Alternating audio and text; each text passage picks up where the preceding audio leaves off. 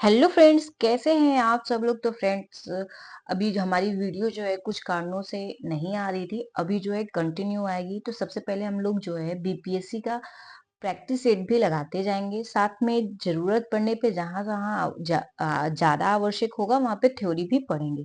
तो सबसे पहले हम लोग आज एक प्रैक्टिस सेट लगाते हैं, जो कि जिसमें हमने जो है जनरल पार्ट लिया हुआ है। मीन्स की जो लैंग्वेज पार्ट आता है वन, उसको हमने छोड़ दिया है। पार्ट टू जनरल जो पेपर रहता है उसे लिया है। तो स्टार्ट करते हैं। सबसे पहले मैथ करेंगे, उसके बाद जो है रीजनिंग करेंगे।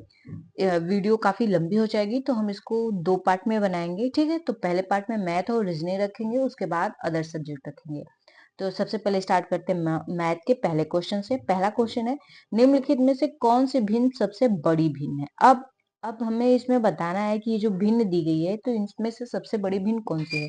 तो इसको ज्ञात करने के लिए क्या करेंगे, 8/19, या ये भिन्न के फॉर्म में है तो हम इसको दशमलव में बदलेंगे।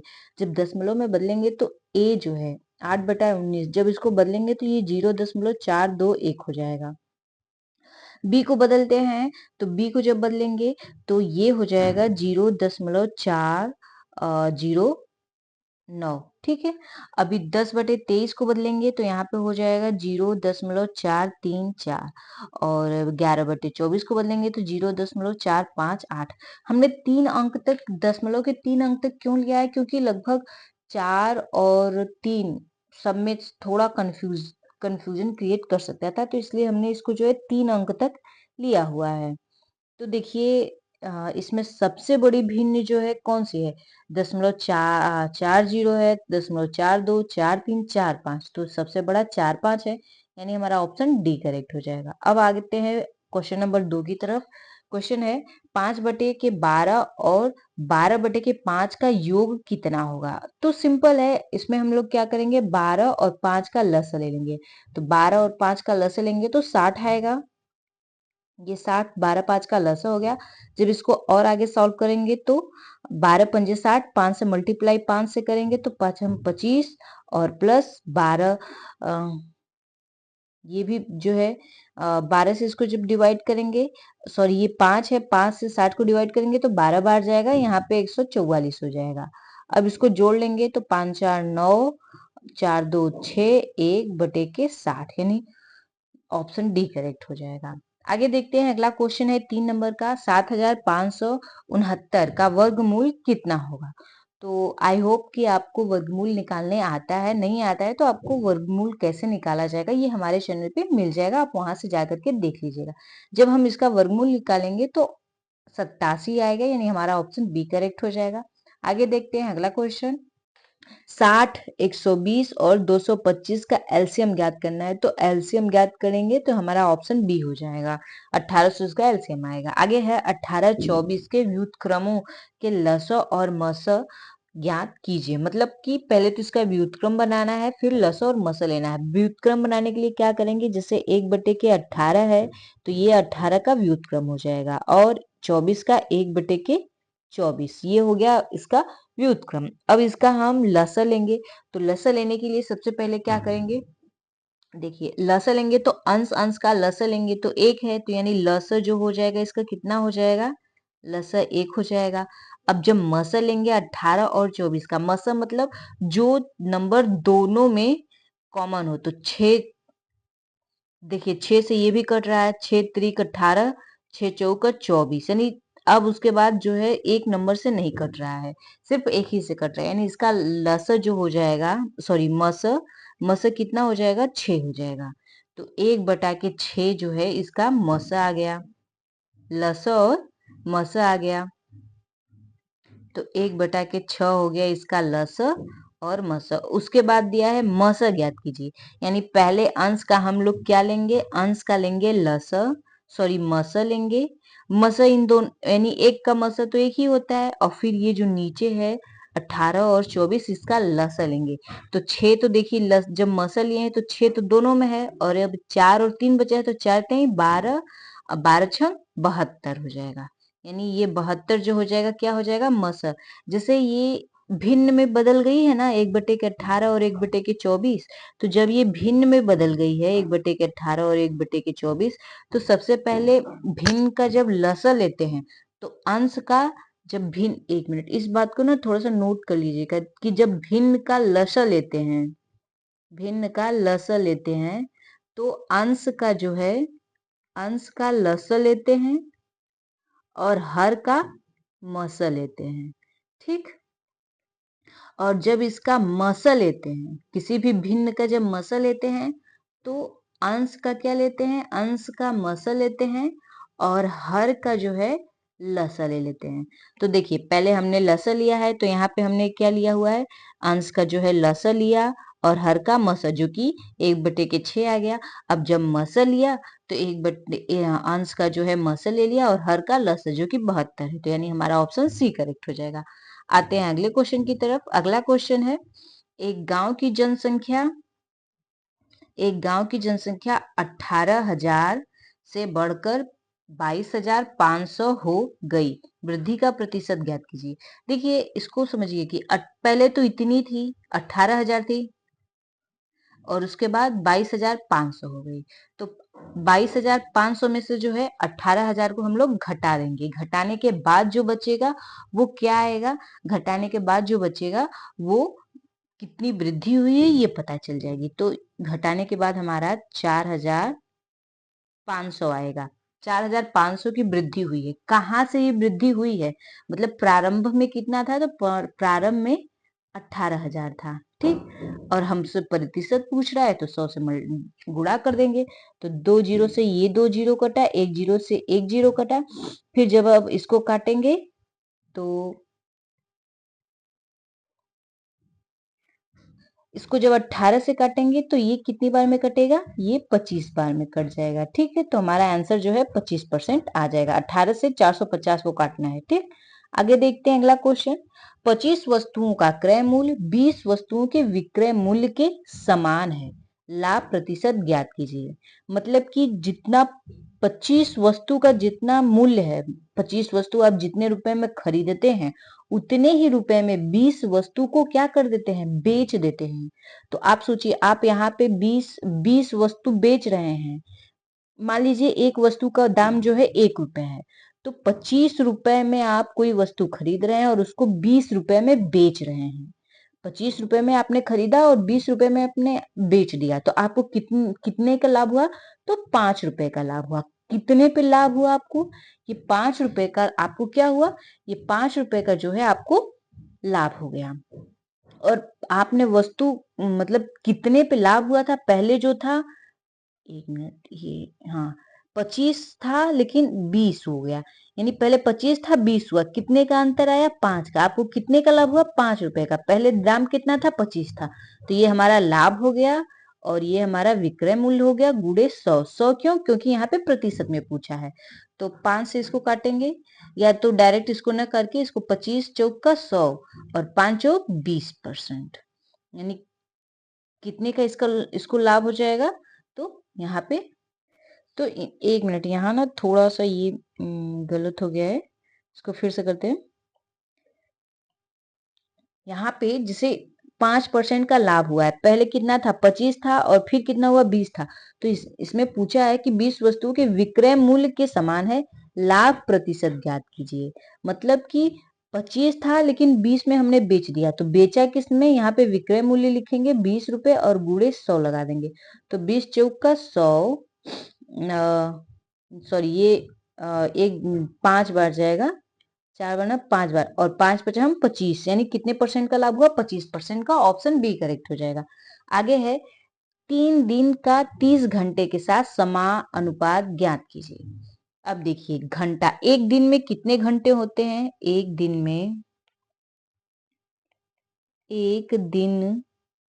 में 24 घंटे होते हैं। एक दिन में कितने घंटे होते हैं, एक दिन में 24 घंटे होते हैं।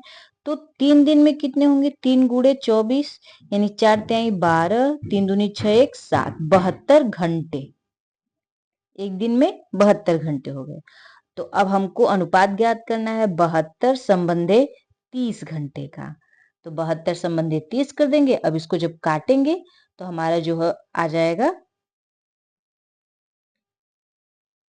6 से काटेंगे तो 5 6 30, 6 का नम 6, 6 दूनी 12। अब ये 12 और 6 फिर 2 से काटेंगे तो 2 3 6 और 2 छक 12 फिर करेंगे तो ये 5 है, तो यहाँ पे 12 और 5 हो जाएगा। थोड़ा एकदम खचपच हो गया, फिर से इसको लिखते हैं। इसको ये हमारा आ गया 72 संबंधे 30। अब इसको 6 से काटते हैं तो 6 पाँचे 30 और 6 से जब इसको काटेंगे तो ये 12 बार में जाएगा, यानी 12 संबंधे 5, यानी हमारा ऑप्शन बी करेक्ट हो जाएगा। आगे देखते हैं, अगला क्वेश्चन है 9 नंबर का। एक्स वाई और जेड एक साथ मिलकर किसी कार्य को पूरा करते हैं और 210 रुपए कमाते हैं। एक्स वाई जेड के कार्य का अनुपात 4, 5 और 7 है, तो जेड को मिली राशि ज्ञात कीजिए। मतलब कि जेड को कितनी राशि मिली हुई है। तो पहले तो देखिए, मान लीजिए कि ये टोटल पूरा जो है काम हो गया, या ऐसे ही लिखते हैं कि ये दाम है, और किसका हमसे पूछा है, जेड का पूछा है। जेड का कितनी राशि है, 5 रुपए।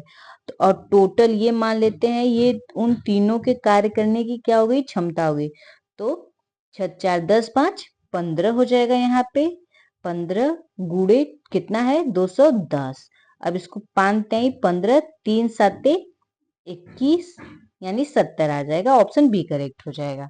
आगे देखते हैं, डी एक कार्य को 18 दिन में कर सकता है और ई उसी कार्य को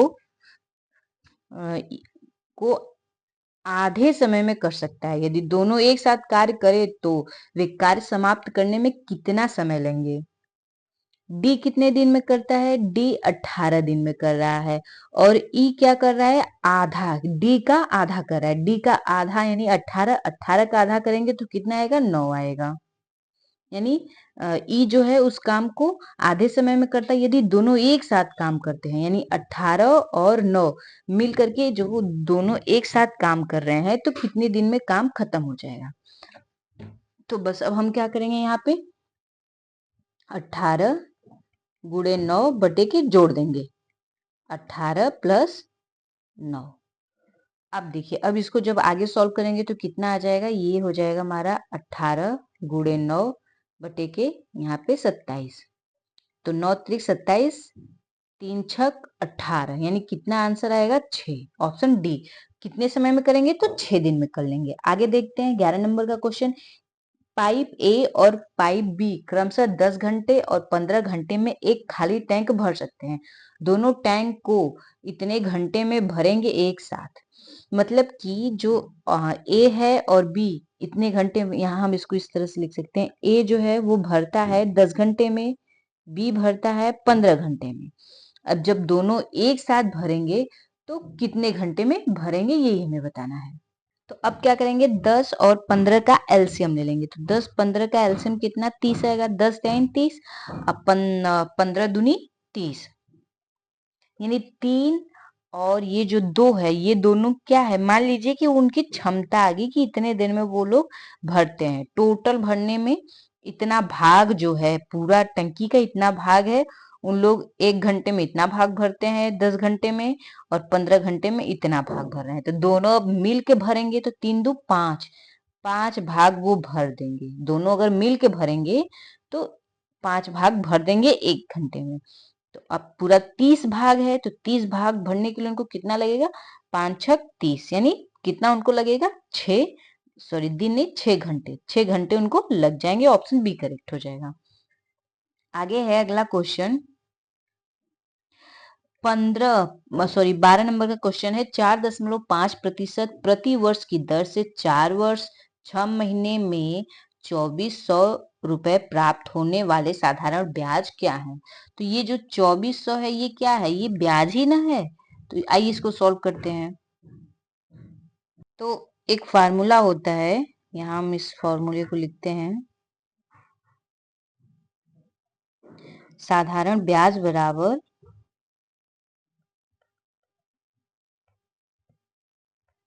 साधारण ब्याज बराबर मूलधन गुणे दर गुणे समय बटे 100।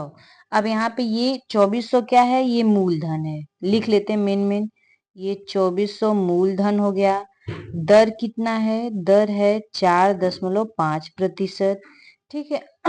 4.5% हो गया। और समय, समय जो है, समय देखिए यहाँ पे समय जो है 4 वर्ष और 6 माह लिखा है। 4 वर्ष यानी 4 तो ठीक है, 6 माह यानी 12, 6 माह यानी आधा वर्ष यानी 1/2। तो जब इसको करेंगे तो 4 दूनी 8 और एक ये 9, यानी 9/2 वर्ष हो जाएगा। 9/2 वर्ष। अब ये सॉरी 9/2 माह होगा, सॉरी वर्ष होगा। हाँ, 9/2 वर्ष हो जाएगा। अब इसको आगे सॉल्व करते हैं, तो पहले इसे इरेज कर लें। हाँ, अब देखिए, अब हमको बस इसकी वैल्यू पुट कर देनी है। ये 2400 हो गया, गुणे दर 4.5%, 9/2 गुणे 100। 2 जीरो से 2 जीरो कटा, 2 से इसको जब काटे 2 से इसको काटेंगे तो 2 बरहम में 24 हो जाएगा। अब 12, अब इसका जो है ये भी कट गया, तो 12 नवा 108 और गुणे 4.5 कर लेंगे। तो जब हम इसको मल्टीप्लाई करेंगे तो हमारा आंसर, तो जब मल्टीप्लाई करेंगे तो ये हमारा 486 ऑप्शन ए करेक्ट आएगा। आगे देख लेते हैं। 13 नंबर का क्वेश्चन है, कितने समय में 8,750 का साधारण ब्याज 8% की वार्षिक दर से मूलधन का 6/25वां भाग हो जाएगा? मतलब कितने समय में, इसमें हमसे क्या पूछा है? तो इसमें हमें जो है कितने समय में, तो इसमें हमें समय पूछा है। तो मान लेते हैं समय जो है, समय n हो जाएगा। ठीक है, समय n हो गया। साधारण ब्याज अब हमको निकालना है कितना? 6/25वां भाग हो जाता है। तो पहले अब ब्याज निकालेंगे। टोटल अमाउंट दिया है, अब हमको ब्याज निकालना है। तो ब्याज निकालने के लिए क्या करेंगे? ब्याज निकालने के लिए हम लोग यहाँ पे 750 गुणे 6/25, जब इसको करेंगे तो ये हमारा 2100 आएगा। 2100 आ गया। और अब हम इसको जो है, ये 2100 क्या आया है? ये हमारा जो है साधारण ब्याज आया है। अब इसको इसी फार्मूले पे हम लोग रख देंगे, जो ये फार्मूला है तो इसी पे रखेंगे। आइए इसको देखते हैं सॉल्व करके। तो ये हमारा साधारण ब्याज है कितना? 2100। ये एक मिनट, 2100 हमारा ये साधारण ब्याज हो गया। मूलधन कितना है? 8,750। 8,750। दर कितना है? 8% है। और समय n है बटे के 100। अभी जब इसको सॉल्व करेंगे तो कैसे होगा? तब देखिए, इसको सॉल्व करने के लिए इसका मल्टीप्लाई इसमें कर देते हैं। तो यहाँ पे हमारा हो जाएगा 1 मिनट, ये हो गया। अब जब इसको सॉल्व करते हैं तो ये हमारा हो जाएगा 21, 4 जीरो हो जाएंगे उसके आगे। ठीक है, बटे के 8,750 गुणे 8 बराबर यन, क्योंकि ये यन अपने स्थान पे रहेगा। तो अब जब इसको 1 जीरो से, तो 1 जीरो कट जाएगा, फिर इसको आप काटेंगे तो यहाँ पे n इक्वल टू 3 वर्ष आ जाएगा। ये ऑप्शन पहला करेक्ट हो जाएगा। आप इसको काट लीजिएगा, अगर नहीं कटेगा तो कमेंट करिएगा, हम आपको इस चीज को बता देंगे नेक्स्ट वीडियो में। ठीक है, अब देखते हैं 14 नंबर का क्वेश्चन। मीना और सीना की वर्तमान आयु का अनुपात 4:3 है। 6 वर्ष के बाद मीना की आयु 26 वर्ष हो जाएगी, तो सीना की वर्तमान आयु कितनी है? अब देखिए, यहाँ मान लेते हैं दोनों की वर्तमान आयु कितनी है? 4x है और 3x है। मीना की वर्तमान आयु 4x, सीना की वर्तमान आयु 3x। फिर 6 वर्ष बाद मीना की आयु 26 वर्ष हो जाती है। मीना का वर्तमान आयु 4x है और प्लस 6 वर्ष बाद कितनी हो जाती है? 26। अब हम इसको सॉल्व करेंगे तो 4x बराबर 26 माइनस 6, यानी कितना आ जाएगा? 20 आ जाएगा। और ये 4 को हम यहाँ इसके नीचे ला देंगे, यानी x बराबर कितना आ जाएगा? x बराबर जब कटेंगे तो 4 पाँचे 20, 5 यक्स का मान कितना आ गया? 5। अब बस इसी यक्स का मान हम इसमें रख देंगे और हमको वैल्यू पता चल जाएगी। तो यहाँ पे 4 गुणे 5 बराबर 5 चौक 20 आ गया, किसकी? सीना की। और 3 गुणे 5, 5 तिहाई 15। हमसे पूछा कितना है, सीना की वर्तमान आयु बताओ, सीना की पूछा है, तो यानी 15 इसकी क्या हो जाएगी, वर्तमान आयु। ऑप्शन सी करेक्ट हो जाएगा। आगे 15 नंबर का क्वेश्चन है, कार ए की गति 80 किमी प्रति घंटा है, यह 6 घंटे में एक निश्चित दूरी को तय करता है, और बी उस समय में कार ए से 60 किमी कम दूरी को तय करता है। कार बी की गति कितनी है? इसमें हमसे क्या पूछ रहा है, गति पूछ रहा है। तो सबसे पहले दूरी निकालते हैं कि कार ए द्वारा तय की गई दूरी, इसे कहाँ सॉल्व करें, यही इरेज करते हैं और यही सॉल्व करते हैं। कार ए द्वारा तय की गई दूरी, ए द्वारा तय की गई दूरी कितनी हो जाएगी? दूरी का फार्मूला क्या होता है, चाल बराबर दूरी बटे समय। अब दूरी पूछा है तो चाल गुणे समय, चाल क्या है 80, 80 गुणे 6, तो 8 छक 48, 480 जो है किमी आ जाएगा। ये क्या दूरी, 480 किमी दूरी हो गई। अब बी द्वारा कितना दूरी है, बी उस समय, और बी उस समय में कार ए से 60 किमी कम दूरी तय करती है। तो बी द्वारा तय की गई दूरी यानी 480 में से 60 माइनस कर देंगे तो कितना बचेगा, 420।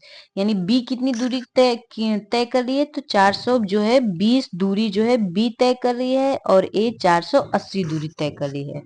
और उसके बाद हमसे पूछ रहा है तो कार बी की गति कितनी है। तो कार बी की गति बराबर क्या होता है, गति यानी चाल, चाल बराबर दूरी बटे समय। दूरी कितनी दी गई है, दूरी जो है यहाँ पे हमारी दूरी निकली है 420, बी के द्वारा तय की गई दूरी। अब बटे के बी की चाल कितनी है, यहाँ पे बी की चाल जो है, एक मिनट, बी सॉरी समय जो है वो 6 घंटे, 6 घंटे है। तो 6 साते 42, 7 बार जाएगा 0, यानी कितनी दूरी, 70 किमी प्रति घंटा उसकी क्या हो जाएगी, गति हो जाएगी। ऑप्शन बी करेक्ट हो जाएगा। आगे है ए नंबर का क्वेश्चन, एक मिनट पहले हम इसे इरेज कर लें।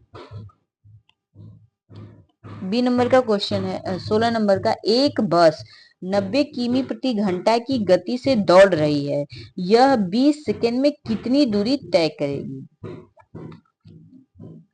यहाँ पे जो है ये उसकी चाल है, ये 90 जो है वो चाल दी गई है, और ये 20 सेकेंड जो है ये दूरी दी गई है। तो सबसे पहले हम लोग जो है इसको चेंज करेंगे एक यूनिट में, ये सेकेंड में है, ये किमी में घंटा में है, तो इसको जो है 5/18 से मल्टीप्लाई करेंगे और एक ही में चेंज करेंगे। तो 90 गुणे 5/18 जब मल्टीप्लाई करेंगे तो यहाँ पे 25 मीटर पर सेकेंड में आ जाएगा।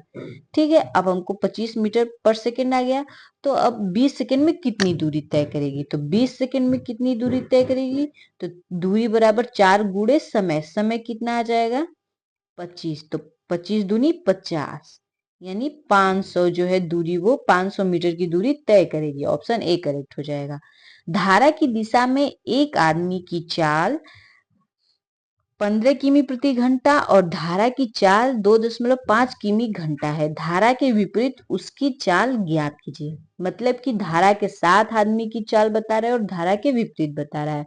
इसको सॉल्व करने के लिए क्या करेंगे, तो सबसे पहले इसको सॉल्व करने के लिए हम लोग पहले तो मान लेते हैं कि धारा की जो चाल है वो यक्स है, और आदमी की जो चाल है मैन की वो वाई है। ठीक, यक्स और वाई मान लिए। तो अब धारा की दिशा में आदमी की चाल क्या होगी, तो यक्स प्लस वाई होगी। मतलब आदमी की जो चाल है वो भी रहेगी, अब प्लस धारा की जो चाल है वो भी रहेगी। ठीक है, अब उसके बाद धारा की चाल कितनी हो जाएगी, तो धारा की चाल हम लोगों ने क्या माना था, y माना था, y बराबर 2.5 आ जाएगा। जब y बराबर 2.5 आ गया है तो बस अब इसको इक्वेशन में रखिए, यानी x प्लस वाई बराबर 15, धारा की दिशा में एक आदमी की चाल 15 किलोमीटर, यानी x और y बराबर कितना है, 15 है। तो बस x प्लस y बराबर 15 है, y की वैल्यू 2.5 है, बराबर 15 प्लस x। अब x का हमको मान निकालना है, तो जब इसको माइनस करेंगे, यानी 2.5 माइनस 15, जब इसको करेंगे तो यहाँ पे 10 आ जाएगा, x बराबर 10 आ गया।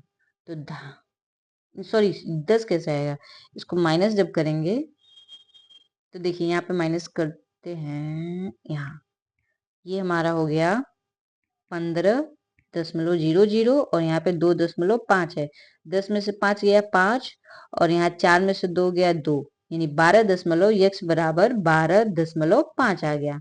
अब x का मान हमको 12.5 मिल गया है, x का मान मिल गया है, यानी किसका x का मान हमने माना था, 1 मिनट, हमने यहाँ थोड़ा उल्टा कर दिया है। ये यक्स का मान जो है आदमी है, ये यक्स जो है आदमी है और यहाँ पे वायु जो है वो धारा है। तो ये हमें आदमी का चाल मिल गया। जब आदमी का मिल गया है और ये धारा के विपरीत जाएगा और धारा की चाल कितनी है, 2.5 है, तो ये आदमी की चाल माइनस धारा की चाल कर देंगे। तो अब 5 में से 5 गया 0, 12 में से 2 गया 10, ये हमारा आंसर आ जाएगा। ऑप्शन पहला ही करेक्ट हो जाएगा।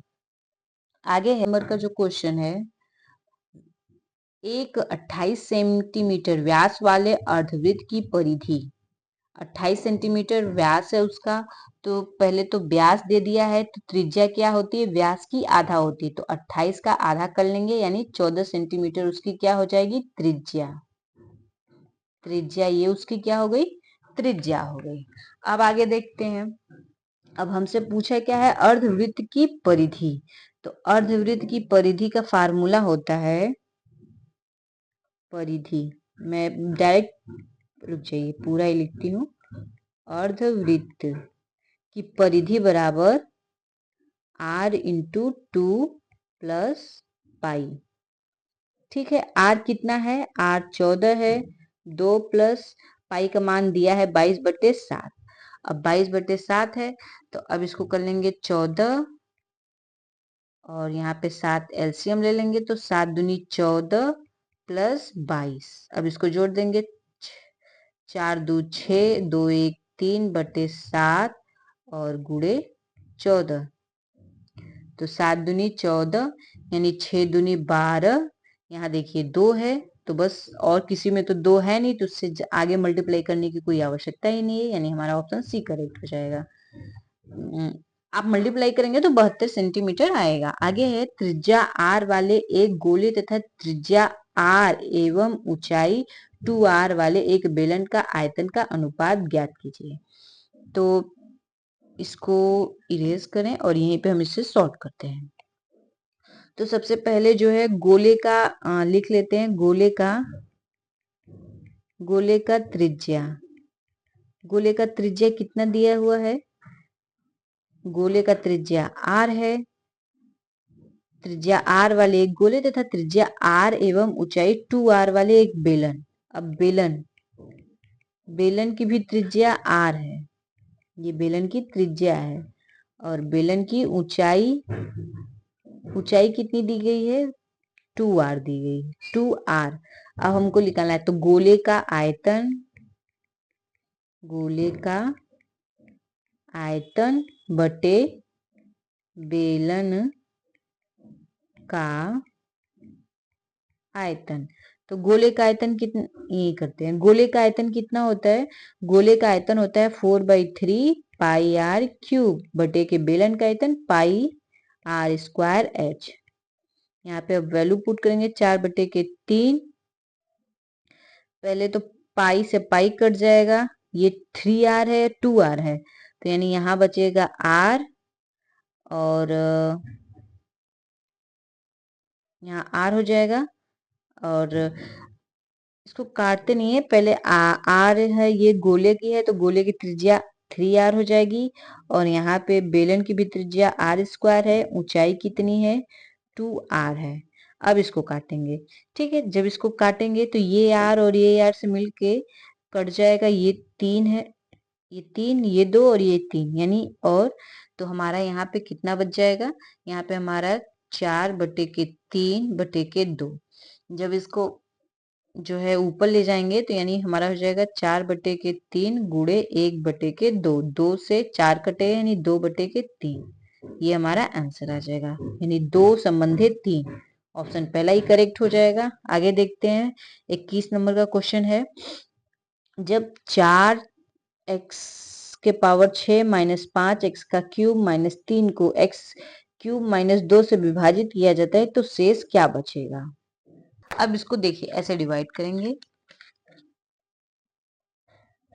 यहाँ पे दिया हुआ है 4x⁻6 - 5x⁻3 - 3 डिवाइड करना है x³ -2 से। तो अब इसको जब डिवाइड करेंगे तो कितनी बार ये जाएगा? तो 4x⁻3 बार, तो 4x⁻6 हो जाएगा माइनस, अब फिर इसका मल्टीप्लाई इसमें करेंगे तो 4 दूनी 8x³। अब इसको घटाएंगे तो जब घटाएंगे तो माइनस इसको भी माइनस कर देगा और ये माइनस है तो इसको प्लस कर देगा, ये कट जाएगा और यहाँ 8 में से 5 गया 3x³। अब इसको लिख लेंगे तो 3। अब यहाँ पे 3x³ आना चाहिए तो किससे मल्टीप्लाई करेंगे? तो +3 से करेंगे। तो जब +3 से करेंगे तो यहाँ पे हो जाएगा 3x³ और ये 3 दूनी 6 +6। लेकिन जब माइनस करेंगे तो ये माइनस हो जाएगा और ये प्लस और माइनस, ये माइनस है तो ये प्लस हो जाएगा, यानी ये कट जाएगा और 6 में से 3 जाएगा तो 3 शेष बचेगा, यानी हमारा ऑप्शन पहला ही करेक्ट हो जाएगा। आगे है 170 परिवारों के एक सर्वेक्षण में 115 कॉफी, 110 चाय और 130 दूध पीते हैं। इसके अलावा 85 कॉफी पीते हैं और कॉफी और दूध पीते हैं, 75 कॉफी और चाय पीते हैं, 95 चाय और दूध पीते हैं, 70 तीनों पीते हैं। पता करें कि कितने कॉफी और दूध का उपयोग करते हैं लेकिन चाय का नहीं। अब देखिए इसको जो है सॉल्व करने के लिए हम लोग 3 जो है सर्किल बना लेते हैं अलग अलग से। ये 1, ये 2 और ये हमारा तीसरा सर्किल। तो ये कॉफी हो जाएगा, कॉफी, और इसको कॉफी मान लेते हैं, इसको चाय मान ले टी और इसको दूध। ठीक, अब हमको क्या दिया है? 170 परिवार हैं, सर्वेक्षण 115। ये पूरा कॉफी का जो है इसको अलग कलर से लिखे, हाँ, ये 115 हो जाएगा। और चाय के लिए कितना दिया है? 110 दे दिया है और दूध के लिए 130। ये दूध का 130 हो गया। ठीक है, अब क्या दिया है? इसके अलावा 85 कॉफी और दूध पीते हैं, मतलब कि जो 85 लोग हैं वो कॉफी और दूध पीते हैं। तो अब इसको भरिए, इसको ऐसे भरेंगे। पहले देखिए, पहले इसको पढ़िए। अब हमको इसमें लेना है कि जो तीनों पीते हैं पहले वो लेते हैं। तो तीनों पीते हैं कितना? 70। तो ये 70 जो है यहाँ हो जाएगा, यहाँ पे इसको एरो लगा के लिख देते हैं यहाँ। ये 70 जो है तीनों यूज करते हैं। उसके अलावा अब है 85 कॉफी और दूध पीते हैं। अब दो दो का लेंगे तो 85 जो है कॉफी और दूध, यानी कि इस वाले कॉलम में भरा जाएगा। तो देखिए 70 तो पहले ही है, यानी 85 में से 70 घटा देंगे तो 5 और 1 यानी 15 जो है इसमें कितने हैं? इसमें 15 आ जाएगा कि 15 जो है सिर्फ कॉफी और दूध का उपयोग करते हैं। ठीक, आगे है 15 कॉफी दूध का, 75 कॉफी और चाय का। तो ये कॉफी हो गया और ये चाय। अब इसमें हमें भरना है, तो इसमें हम भरने के लिए कौन सा लेंगे? इस वाले में क्या करेंगे? कितना दिया है? 75। तो 70 तो पहले ही से यूज कर रहे हैं, यानी 70 में से 75 में से 70 माइनस करेंगे तो कितना? 5, यानी 5 लोग जो है कॉफी और चाय पियेंगे। अब ले लेते हैं चाय और दूध। चाय और दूध 95, तो 95 में से 70 माइनस करेंगे तो यहाँ पे 25 आ जाएगा। हमसे पूछा क्या है? कितने कॉफी और दूध का उपयोग करते हैं लेकिन चाय का नहीं, मतलब कि कॉफी में भी रहे और दूध में भी रहे लेकिन चाय में न रहे। तो सीधे से दिख रहा है कि ये 15 वाला जो है वही है, यानी हमारा ऑप्शन पहला ही करेक्ट हो जाएगा। आगे देख लेते हैं, अगला क्वेश्चन है यदि tan a plus cot a बराबर 2 है तो tan square a plus cot a square a का मान ज्ञात करिए। तो इसको सॉल्व करते हैं। पहले इसे इरेज कर लें, थोड़ा स्पेस कम है इस वजह से। तो यहाँ आप सॉल्व कर देते हैं इसको। तो देखिए यहाँ पे क्या करेंगे, tan a plus cot a का हम लोग स्क्वायर कर देते हैं। तो क्या हो जाएगा, a square plus b, a plus b का होल स्क्वायर पे रखेंगे तो यहाँ पे हो जाएगा, एक मिनट, ये यहाँ हो जाएगा tan square a plus cot square b plus, यहाँ लिखते हैं अभी, प्लस 2 tan a और cot a, सॉरी b नहीं है, cot a, ठीक। और यहाँ 2 है तो 2 का भी स्क्वायर हो जाएगा तो कितना हो जाएगा, 4 हो जाएगा। अब दोनों पक्षों का जब वर्क कर दिए हैं तो फिर क्या करेंगे, यहाँ पे देखिए tan a और cot a, tan a और cot a इक्वल टू 1 होता है। ये एक फार्मूला होता है कि tan a cot a बराबर 1। कैसे होता है इसको भी देख लेते हैं। tan a into cot a, तो tan का अपोजिट cot होता है या cot का अपोजिट tan होता है। मतलब tan को चाहे तो cot के फॉर्म में बदलिए या cot को tan के फॉर्म में, tan के फॉर्म में। तो tan अपॉन a गुड़े 1 अपॉन tan a हो जाता है। तो ये इससे कट जाएगा तो कितना आएगा, एक ही ना आएगा। तो ये एक आ गया, यानी इन दोनों के यहाँ पे एक हो जाएगा। तो यहाँ हम इसको लिख सकते हैं, हम इसको यहाँ सॉल्व करते हैं तो इसको यहाँ पे, तो हम इसको लिख सकते हैं tan square a plus cot square a plus 2 into 1 बराबर 4, यानी tan square a plus cot square a बराबर, अब 2 इस साइड लेके जाएंगे तो माइनस हो जाएगा तो यहाँ पे 2 हो जाएगा। तो हमसे पूछा है tan स्क्वायर और cot a स्क्वायर का वैल्यू बताना है, तो इसका मान 2 आ जाएगा। ऑप्शन बी करेक्ट हो जाएगा। ठीक है, आगे देखते हैं अगला question. Sine 120 degree, sine 240 degree और साइन 270 डिग्री का मान ज्ञात कीजिए। तो इसको भी आइए सॉल्व करते हैं। इसको यहाँ स्पेस है तो हम इसे यहीं सॉल्व करेंगे। इसको सॉल्व करने के लिए क्या कहेंगे, साइन जो है, साइन 120 है तो पहले तो चतुर्थांश को जान लेते हैं। ये 0 डिग्री होता है, ये 90, ये 180, ये 0, 90, 270 और ये 360। तो पहले दिया है साइन 120, यानी 90 के बाद इस खाने में, इसमें साइन और कोसेक दोनों जो होते हैं पॉजिटिव होते हैं, तो यानी ये 90 प्लस चला जाएगा। ठीक है, इसको हम लिख सकते हैं साइन 90 प्लस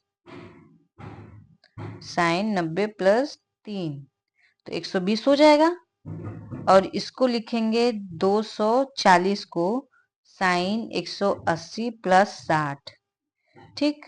और साइन 270 को लिख सकते हैं 180 प्लस 90, ठीक है।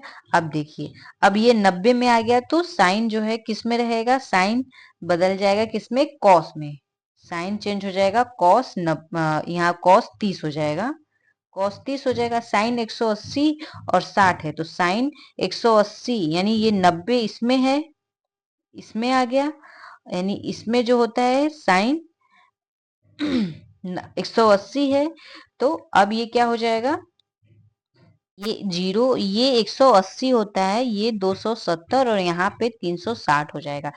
360 कैसे होगा, 0 से स्टार्ट होगा और इंड जब होगा, घूम के एक सर्किल बनाएगा तब, तो यहाँ 180 हो जाएगा। इसमें साइन प्लस होता है, इसमें साइन माइनस होता है, तो 180 प्लस है यानी कि माइनस की साइन लग जाएगी, तो माइनस साइन कितना हो जाएगा, और नो चेंज, साइन इसमें चेंज नहीं होता है, तो साइन 180 साइन हो जाएगा, और यहाँ पे 60 है तो 60 हो जाएगा। आगे है 180 प्लस, तो ये भी साइन माइनस 90 हो जाएगा। अब हमको वैल्यू पुट कर देनी, तो कॉस 30 की वैल्यू होती है √3/2 और साइन 60 अंश की जस्ट कॉस की अपोजिट होते हैं, यानी माइनस √3/2, और यहाँ पे साइन 90 की होती है 1। तो -1 हो जाएगी। अब जब मल्टीप्लाई करेंगे तो ये √3 मिल करके प्लस हो जाएंगे, यानी -3/4 और ये गुणे -1 बराबर 3/4 हमारा आंसर आ जाएगा। ऑप्शन जो है सी करेक्ट हो जाएगा। अब आगे है, आगे जो ये है अब मैथ का ही है, बहुलक है। इसमें पूछ रहा है का बहुलक ज्ञात कीजिए। बहुलक मतलब जिसकी अधिकता अधिक हो, आवृत्ति अधिक बार हुई हो। तो 3 एक ही बार है, 12 जो है एक ही बार है, 4 एक ही बार है, 6 भी एक ही बार है, 8, 5 और 4। तो देखिए 4 यहाँ भी है, 4 यहाँ भी है, तो ऑप्शन सी करेक्ट हो जाएगा कि 4 की बहुलकता जो है ज्यादा है। अब हम करते हैं इसको इरेज और यहाँ से अब हमारा रीजनिंग का क्वेश्चन स्टार्ट हो जाता है। तो आइए देखते हैं पहले नंबर का क्वेश्चन क्या है। उस विकल्प का चयन करें जिसके शब्दों के बीच वैसा ही संबंध है जैसा दिए गए युग्मों के शब्दों के बीच है। सरीसृप, मगरमच्छ। मगरमच्छ कैसा होता है? सरीसृप होता है। उभयचर मतलब जो कि पानी में भी रहता हो, आकाश में भी उड़ता हो और हवा पृथ्वी पे भी रहता हो। तो कौवा तो ऐसा है नहीं, तो ये तो ऑप्शन होगा नहीं। आगे देखते हैं मछलियां। मछलियां क्या है? जल में, लेकिन नहीं। स्तनधारी बाघ है? नहीं। कंगारू मोलस्क है? तो इसमें हमें बताना है कि कौन सा ऑप्शन जो है करेक्ट होगा। तो देखिए स्तनधारी जो है बाघ, यानी हमारा ऑप्शन जो है सी करेक्ट हो जाएगा, क्योंकि जो बाघ है वो स्तनधारी के अंतर्गत आता है। ठीक, आगे देखते हैं अगला क्वेश्चन। एक विशिष्ट कूट भाषा में फिक्सचर का कोड 64 और नोवाइस का कोड 36 है। तो इस भाषा में ट्रेलर का कोड क्या होगा, ये हमें बताना है। तो देखते हैं कैसे ये बनता है। यहाँ पे जो नंबर है, इन नंबरों का जो है क्या कर दिया गया है? स्क्वायर। एक, 1, 2, 3, 4, 5, 6, 7, 8, 64, यानी 8 का स्क्वायर, तो 64 यहाँ कर दिया गया है। 1, 2, 3, 4, 5, 6, 6 का स्क्वायर 36 हो।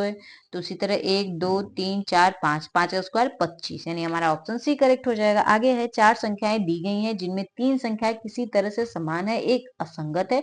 असंगत संख्या का चयन कीजिए। असंगत संख्या का चयन, ये देखिए बी जो है, नहीं ये हमारा करेक्ट अभी नहीं है, हम बी को सॉल्व करते हैं। बी क्या है? बी जो है 11 का क्यूब है। 11 का जब क्यूब करेंगे तो इतना आएगा। और 128 जो है किसका है? 12 का ये क्यूब हो गया। और 129 जो है, 2197 जो है 13 का क्यूब है। 13 का क्यूब हो जा रहा है, यानी ये किसका क्यूब है? यही नहीं बन रहा है, तो यानी यही असंगत है। ऑप्शन ए करेक्ट हो जाएगा। आगे है, उन संख्याओं का चयन करो जो इस श्रेणी में प्रश्न चिन्ह के स्थान पर आ सकते हैं। 25 है, 5 है, इस श्रेणी में मतलब यहाँ पे क्या आएगा यही बताना है। तो 25 5 का स्क्वायर हो सकता है, और 5 का स्क्वायर 50, 5 का अगर हम दुगुना कर दें तो 10 हो जाता है, और 10 का फिर से जब दुगुना करेंगे तो 20। अच्छा, दुगुना करने पे 20, तो 20 का जब फिर से दुगुना करेंगे तो कितना आएगा? 20 दूनी 40 आ जाएगा, यानी यही हमारा श्रेणी बन जा रहा है। उस अक्षर समूह का चयन करो जो निम्नलिखित श्रेणी से संबंधित नहीं है। अब हमें इसमें ये बताना है कि जो कि दी गई हुई अक्षर समूह से संबंधित नहीं है। डी के बाद ई आता है, फिर ई के बाद एफ, एफ एक छोड़ के जी, जी के बाद फिर एच, एच के बाद आई, फिर जे, के बाद जे के बाद के, फिर एल, एम, एन, मतलब लगातार है, लेकिन ये एक बीच में डी के बाद ई है, ई के बाद एफ, उसके बाद जी है, फिर एच है, एच के बाद आई छोड़ के जे, फिर के, एल छोड़ के एम, एन, ओ के बाद फिर पी है, फिर क्यू है।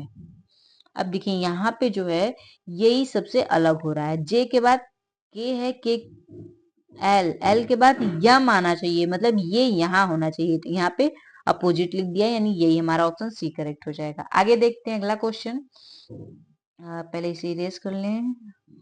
अगला क्वेश्चन है, निम्नलिखित आकृति श्रृंखला में प्रश्न चिन्ह के स्थान भरिए, मतलब यहाँ क्या भराएगा हमें यही बताना है।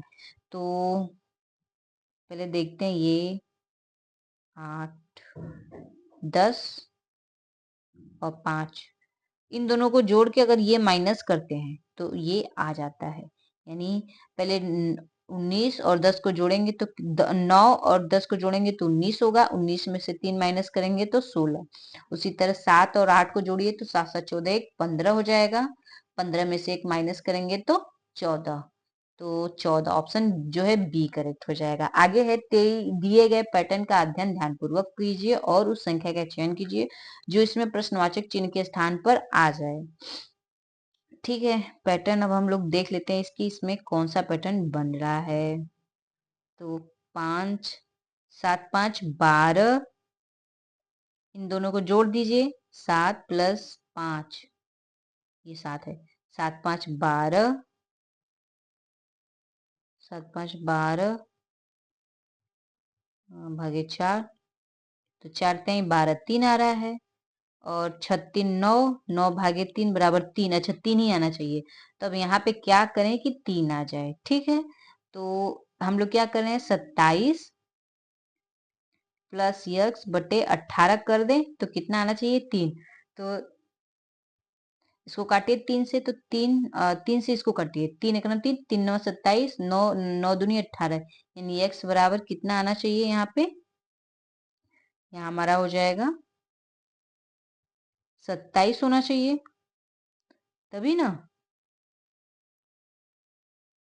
देखिए इसको, तो इसको फिर से हम करते हैं, यहाँ पे यहाँ हो जाएगा 27 प्लस एक्स बराबर 18 बराबर 3। तो 18 से 3 से मल्टीप्लाई करेंगे, यानी 27 प्लस एक्स बराबर 18 तिया 54। अब एक्स में से 54 माइनस 27 करेंगे तो कितना आएगा, 7 यहाँ बच जाएगा, और यहाँ 4 में से 2 गया 2, यानी कितना आएगा 27। ऑप्शन बी करेक्ट हो जाएगा। एक छात्र अपने कक्षा अध्यापक को तलाशते हुए, अच्छा ये दिशा वाला है, अभी हम इसको बनाते हैं। एक छात्र है, तलाशते हुए 110 मीटर पूर्व में चलता है, यही बनाते हैं इसको। ये यहाँ से ये 110 मीटर जो है पूर्व में चलता है, फिर दाएं ओर मुड़ जाता है। दाएं ओर मुड़ता है इसका मतलब कि नीचे की तरफ मुड़ता है, दाएं ओर, दाएं ओर 40 मीटर, ये दाएं तरफ मुड़ा और 40 मीटर चल देता है। उसके बाद वह फिर दाईं ओर मुड़ता है और 50 मीटर चल देता है। फिर वो दाईं ओर मुड़ा और 50 मीटर चल दिया। इसके बाद वो अपने कक्षा अध्यापक के कर्मचारी स्टाफ रूम में पहुंच जाता है। ये हो गया स्टाफ रूम। लेकिन वहां कक्षा अध्यापक नहीं है, इसीलिए वो वहां से अपने उत्तर दिशा में 120 मीटर चलता है। उत्तर दिशा में ये 120 मीटर चल दिया। ठीक है, 120 मीटर चल देता है और अपने कक्षाध्यापक से मतलब शुरुआती बिंदु से कितनी दूरी पर कक्षाध्यापक उसको मिले। तो शुरुआती बिंदु तो ये था और यहाँ उसको मिल गए, तो अब यहाँ से यहाँ तक की जो हमसे दूरी है वही वो पूछ रहा है कि शुरुआती बिंदु से कितनी दूरी पे मिले। अब ये जो दूरी है ये पूरी कितनी है, 110 है, ये एक है यहाँ पे 110, ये पूरी दूरी 110 है। ठीक, और यहाँ पे 50, तो 110 में से जब 50 घटाएंगे तो कितना आएगा, 60 आ गया, यानी ये दूरी जो है कितनी हो जाएगी, 60 हो जाएगी।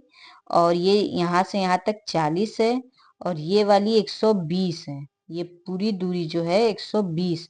तो 40 में से 120 माइनस करेंगे तो ये वाली दूरी यहाँ से यहाँ तक की 80 हमको मालूम हो गई।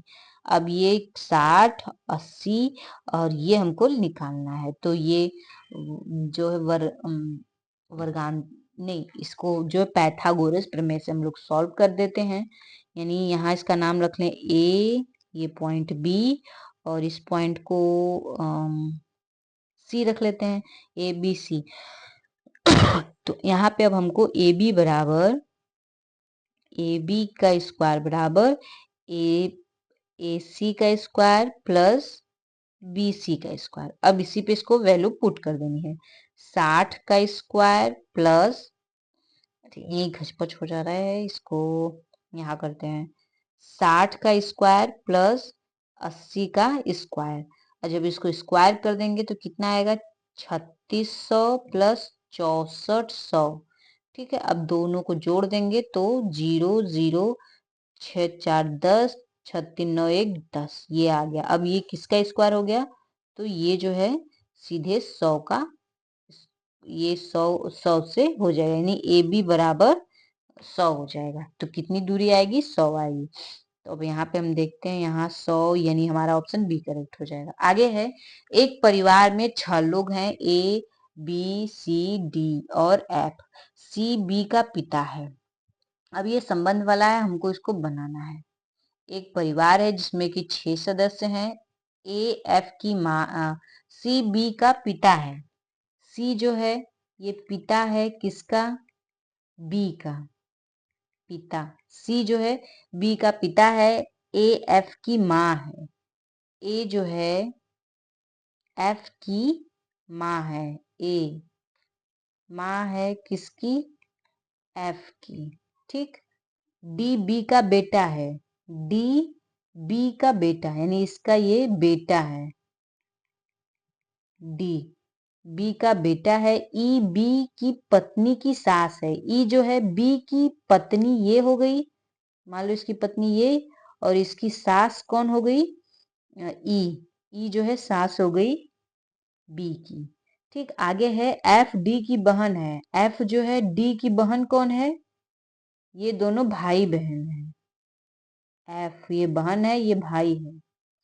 सी डी से किस प्रकार संबंधित है? यानी अब ये सी जो है वो डी से, तो सी डी का क्या है? तो सी डी का जो है पति हुआ। सी जो है, एक मिनट, यहाँ पे हमने बी का हो गया, डी इसका बेटा हो गया। अब हमसे पूछ रहा है, तो सी, ये सी जो है ई से, ई ई सी जो है ई से किस प्रकार संबंधित है? ये इसकी सास है, तो ये दोनों आपस में क्या हो गए? पति पत्नी हो गए, यानी हमारा ऑप्शन सी करेक्ट हो जाएगा। आगे है, ए प्लस बी का अर्थ भाई बहन है। अच्छा, हमें बताना है पी प्लस आर। तो पी जो है, पी आर का क्या है? भाई है। ये दोनों भाई, ये भाई हो गया, पी भाई है आर का। अभी आर क्या है? आर जो है बी का पिता है। आर हो गया पिता किसका? टी का। और टी माइनस, माइनस का, हाँ, ए बी की माँ है, यानी टी जो है वो माँ है किसकी? माँ है क्यू की। और ए बी का बेटा है। क्यू जो है, क्यू, क्यू बेटा है किसका? क्यू बेटा हो गया एस का, यानी एस पिता है, पिता है किसका? क्यू का। और ये टी क्या है? माँ है। ठीक है। आगे एक और है एस प्लस यू, यानी कि एस जो है वो भाई है किसका? यू का। एस और यू ये दोनों भाई हो गए। तो एस और आर, एस और आर का क्या संबंध है? तो एस जो है आर का क्या है? दामाद हुआ ना, क्योंकि ये देखिए ये टी का पिता है, और टी जो है क्यू का माँ है, और एस क्यू का पिता हो गया। तो आर क्या हुआ? आर जो है दामाद ही हुआ, यानी ऑप्शन पहला ही करेक्ट हो जाएगा। आगे है, दिए गए वेन आरेख के किस विकल्प के लिए सर्वश्रेष्ठ है? विकल्प देखते हैं। लेखाकार, साहित्यकार, मनुष्य, माँ बहनें बेटियां, माँ महिलाएं चाचियां, पिता नर्स पुरुष। ये माँ है, ये बहन है, ये लेखाकार, तो पुरुष महिला सब हो सकते हैं। इसमें सबसे सुटेबल जो है वो ये बी लग रहा है, क्योंकि देखिए ये माँ, माँ जो है बहन भी हो सकती है, बेटी भी हो सकती है, सब कुछ हो सकती है। आगे है, दी गई आकृति में वर्ग गणितज्ञों को दर्शाता है, त्रिकोणवादी संख्या विदिदों को दर्शाता है, वृत्त वस्तुकारों को, और आयत रोग निदानात्मक को दर्शाता है। अंकों का कौन सा समुच्चय सेट का वास्तविक को दर्शाता है जो सांख्यिकी विद नहीं है? मतलब हमको सांख्यिकी विद से नहीं लेना, और सांख्यिकी विद को जो है कौन दर्शाता है? त्रिकोण, यानी इस त्रिकोण में हमें नहीं जाना है। ठीक। और हमको बताना क्या है? वास्तुकार, और वास्तुकार को कौन वृत्त बता रहा है? ये सर्किल बता रहा है।